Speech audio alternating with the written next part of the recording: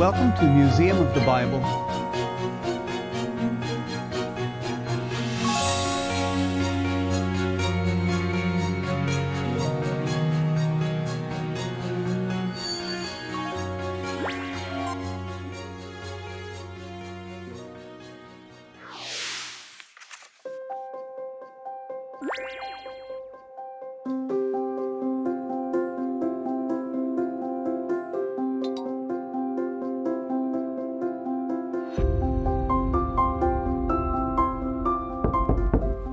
네, 들어가도 될까요?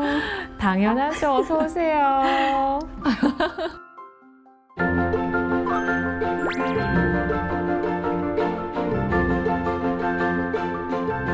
이 씨의 서재에 온 걸 정말 환영해. 불러주셔서 감사합니다. 또 가수보다는 작가 우혜림으로 불러야 되는 거 아닐까? 그치? 작가란 타이틀이 너무 좋은데 낯설고 아직도 너무 부끄럽네요. 근데 혹시 이 씨의 서재에 대해서 알고 있었어? 네, 책을 읽고 싶은 공간이잖아요. 책을 워낙 좋아하다 보니까 잘 알고 있었고 시즌 1도 봤고 또 오. 책도 참고해서 읽었어요. 와, 역시 정말 준비된 인재. 감사합니다. 오늘은 진짜 어떤 작가님이 이 씨의 서재의 주인공일지 너무 궁금해요. 맞아, 궁금하지. 네. 근데 조금만 참아. 오늘의 주인공이 누군지는 조금 이따가 설명해 줄게. 알겠어. 이 책은 탕자 이야기에 돌아온 관한 탕자. 책이야. 잃어버린 아들은 하나가 아니라 둘이라고 새롭게 재해석하고 있어. 저자가 누군지 모르겠는데 정말 학구적이신 분일 것 같아요. 와, 뉴욕이네요. 수많은 젊은이들에게 그 어떤 것도 만족을 줄 수 없다. 우리 예수님, 오직 예수. 오늘의 이 씨는 바로 드디어. 어쩐지 이 책이 좀 남다른 느낌이 있었던 것 같아요. 네. 그랬구나. 정말 소개해주고 싶은 책 한 권을 미리 정해봤어. 난 이 책을 읽으면서 하나님에 대해서 그리고 나에 대해서 많이 생각하고 배웠거든. 너한테도 전달해주고 싶어서 이 시간만을 기다렸지. 저 책 추천 너무 좋아해요. 정말? 네, 빨리 추천해 주세요. 그래서 어떤 책이냐 하면 바로 이 책이야. 탕부 하나님.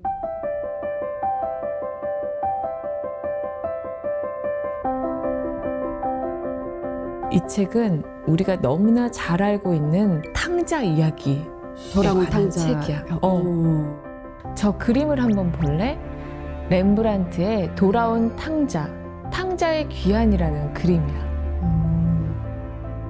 왠지 빨간색 숄 입으신 분이 아버지이실 것 같고 그 무릎 꿇고 있는 사람이 아들일 것 맞죠? 그리고 여기엔 숨겨진 등장인물이 한 명 더 있어. 바로 첫째 아들인데 이 책에서 뭐라고 하냐면 잃어버린 아들은 하나가 아니라 둘이라고 새롭게 재해석하고 있어. 탕자 이야기에서 동생이 돌아오니까 형의 반응이 어땠는지 기억나? 아버지께 화를 냈었던 것 같은데 잔치에도 참여하고 싶지 않았었던 것 같아요. 맞아. 네. 근데 좀 이상하지 않아? 그래도 한동안 살았는지 죽었는지 알 수도 없던 동생이 돌아왔잖아. 그리고 아버지가 매일 동동거리면서 기다리던 모습을 지켜봤을 텐데 아버지가 기뻐하는 모습을 보면서 형도 기뻐하는 게 자연스러운 반응이 아닐까? 그러게요. 또 생각해보니까 그러네요. 또 왜 형은 그렇게까지 화를 냈을까요? 우선 형이 아버지한테 화를 냈던 그 장면을 우리가 한번 살펴보자. 네. 읽어줄래? 아버지께 대답하여 이르되 내가 여러 해 아버지를 섬겨 명을 어김이 없거늘 내게는 염소 새끼라도 주어 나와 내 벗으로 즐기게 하신 일이 없더니.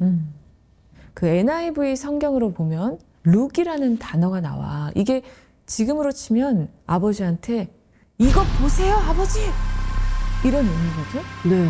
아버지한테 룩이라는 단어 쉽게 할 수 있는 단어일까? 글쎄요. 짧지만 강렬한 느낌이 있는 것 같아요. 또 톤에 따라 다르겠지만 look 이렇게 했을 거 아니에요. 발음 look.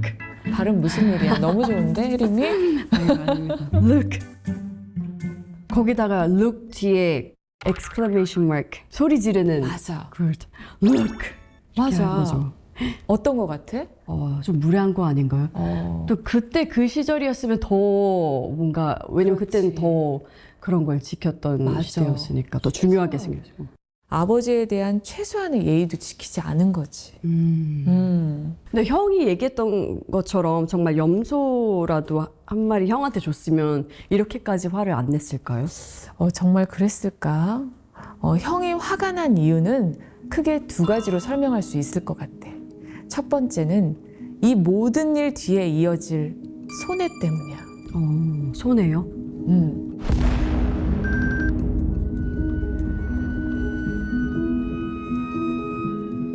동생은 미리 재산을 상속받았잖아. 뭐 흥청망청 다 써버리긴 했지만.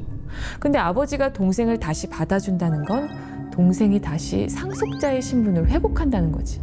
그래서 이미 줄어든 재산을 동생이랑 다시 나눠야 된다는 거야. 그러니까 형의 입장에서는 눈이 뒤집힐 수밖에 없는 거지. 네. 형 입장에서 좀 억울했겠네요.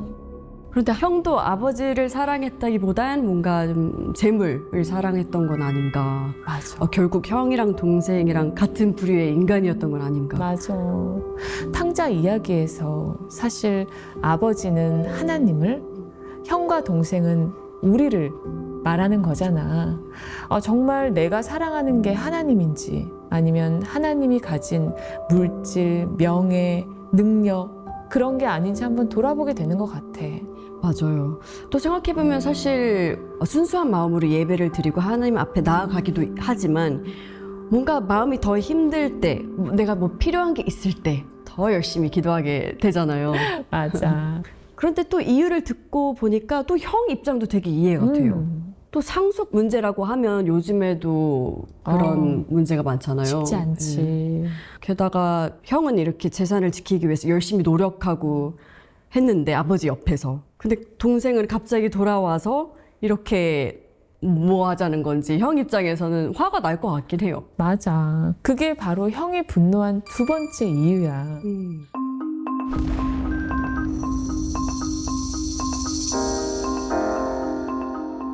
사실 형과 동생은 서로 다른 방식으로 세상을 살아가는 두 부류 사람을 대변해.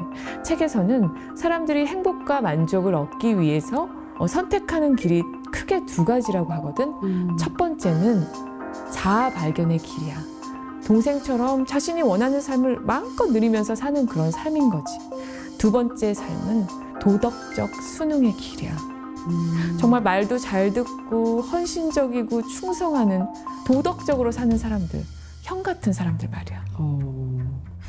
그런데 하나님의 뜻과 상관없이 좀 내 마음대로 자아 발견의 길은 좀 잘못된 건 알겠는데 도덕적 수능은 모범적인 삶을 사는 거잖아요. 근데 그거는 왜 잘못된 부분이에요? 그건 순종을 권리로 여기기 때문이야. 이것 보세요 하면서 아버지한테 반항했던 그 말은 책에서는 이렇게 재해석했어. 한번 읽어봐 줄래? 네. 그래서 형은 자신의 이력을 내세우며 이렇게 말한다. 나는 아버지의 명을 어긴 적이 없습니다. 그러니 권리가 있습니다. 이번 일에 나도 의견을 말할 자격이 있습니다. 아버지 혼자 일방적으로 이런 결정을 내리실 권리는 없습니다. 지금 이렇게만 얘기 들어도 명을 어긴 적이 없고 난 자격이 있고 또 권리 이런 단어들이 눈에 띄네요. 맞아. 어쩌면 형이 아버지께 충성과 순종을 다했기 때문에, 착했기 때문에 오히려 아버지와의 관계가 망가지고 있는 거지. 와, 착해서 오히려 그 착함이 무기가 되고 권리가 됐던 거네요. 그렇지. 아버지를 사랑해서 섬긴 게 아니라 정말 자신이 얻고자 하는 걸 얻는 하나의 방법인 거야. 순종도 충성도. 그러니까 두 아들과 사랑의 관계를 누리고 싶은 아버지의 입장에선 두 아들 다 잃어버린 아들인 거지. 그러네요.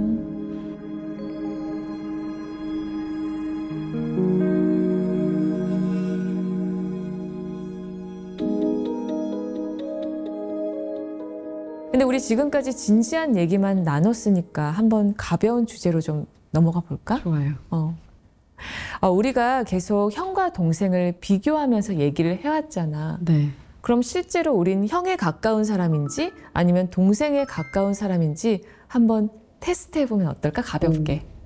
너무 재밌을 것 같아요. 가벼운 마음으로 만든 거니까 와, 재미삼아 한번 해봐. 이런 거 너무 좋아요. 좋아? 퀴즈 같은 테스트.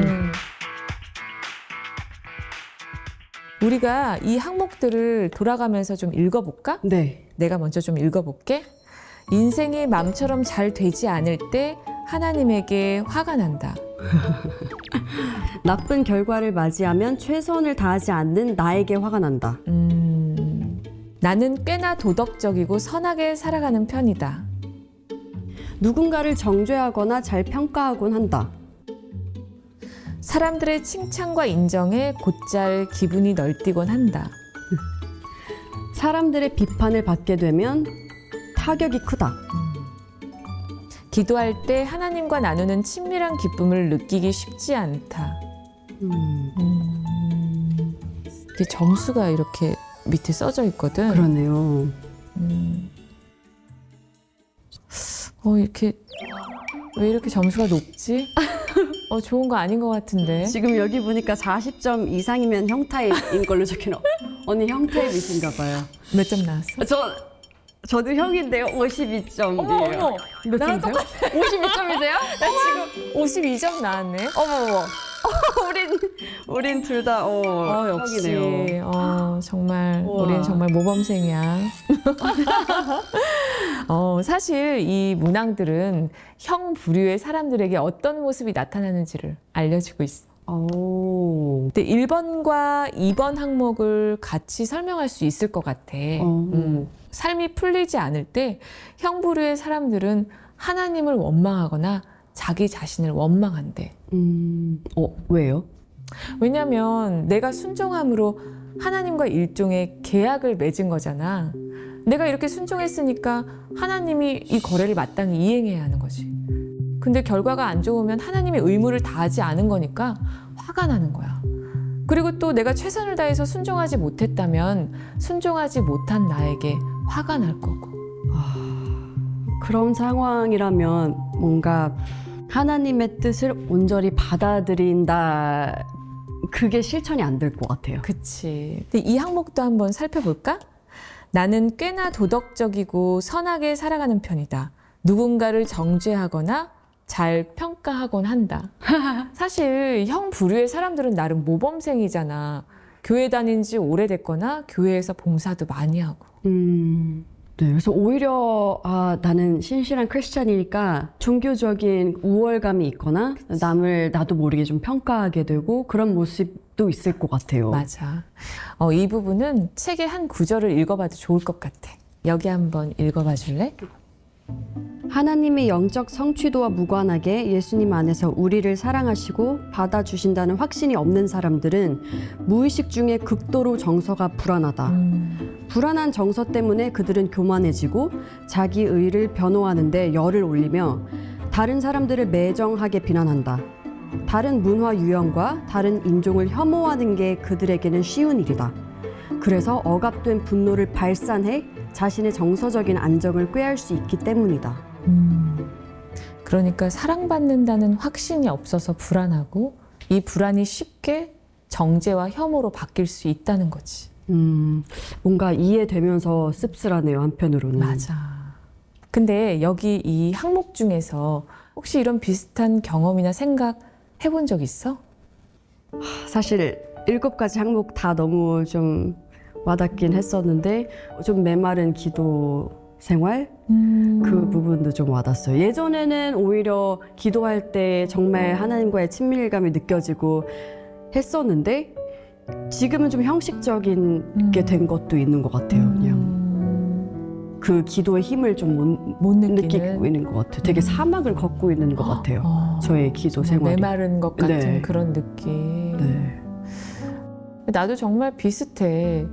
근데 나는 최근 몇 년간 정말 내가 드렸던 모든 기도가 하나님 앞에 좌절이 된 거야. 내가 원했던 방향, 그 결과 아무것도 되지를 않으니까 이게 내 안에 분노가 생기고 하나님을 향해서 그 섭섭한 마음이 정말 안 없어지는 거야.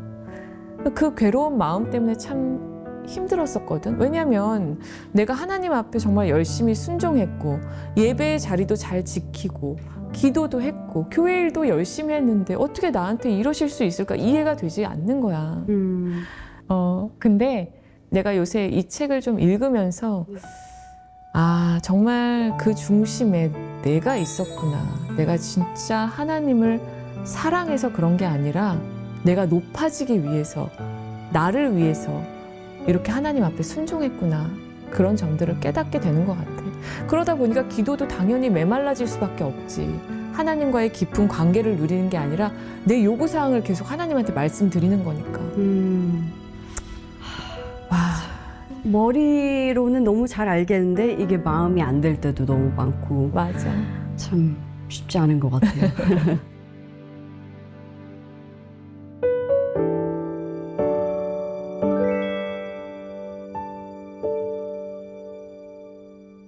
자, 이제 그러면은 결론을 좀 맺어볼까?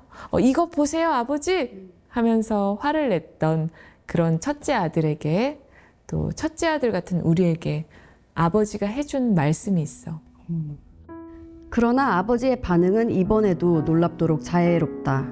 아들아 라고 그는 말문을 연다.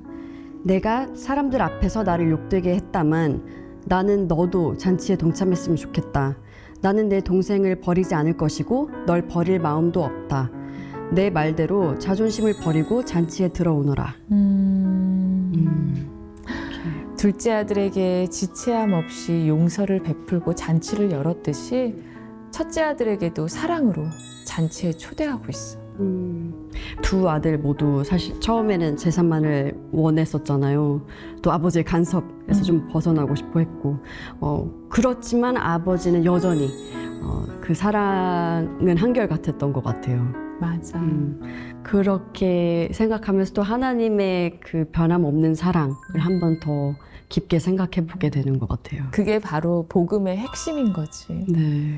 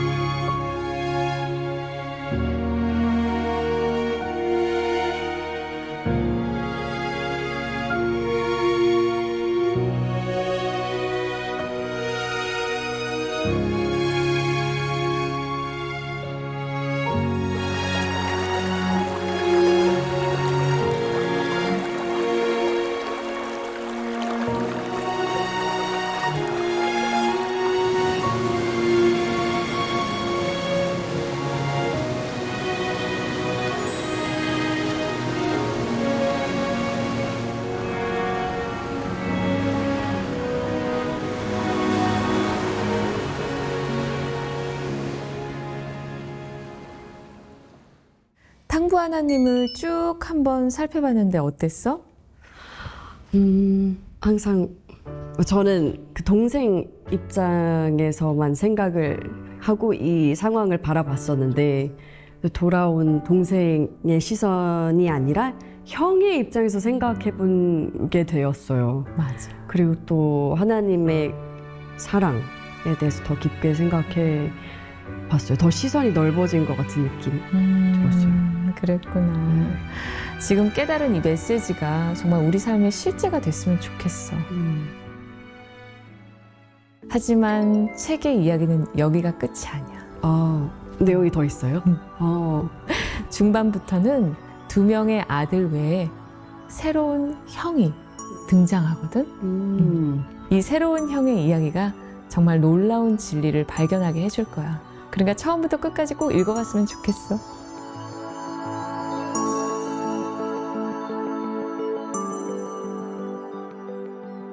저도 얼른 읽어보고 싶은데요. 아니, 이 훌륭한 책을 도대체 어떤 작가님이 쓰셨는지 이제 소개해 주실 수 있죠? 그럼 알려줘야지. 이 책을 쓴 저자이자 오늘의 이 씨는 바로 21세기 C.S. 루이스라고 불리는 팀 켈러 목사님이야. 드디어.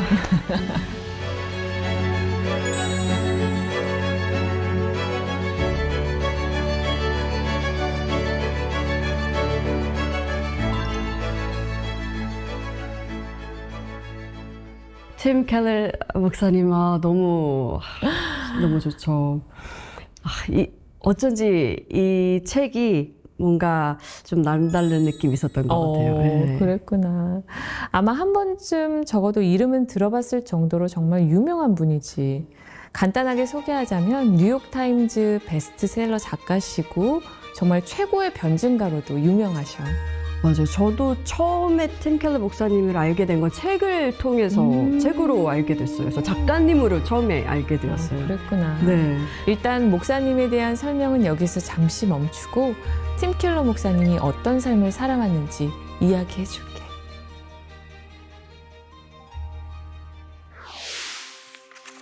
기독교 교회가 21세기에 영향을 미치려면 뉴욕시에 주목해야 합니다. 뉴욕 맨해튼에 교회를 개척하신 거야. 그렇게 모든 것이 급성장하고 있는 가운데 하나님께서 정지 버튼을 누르셨어.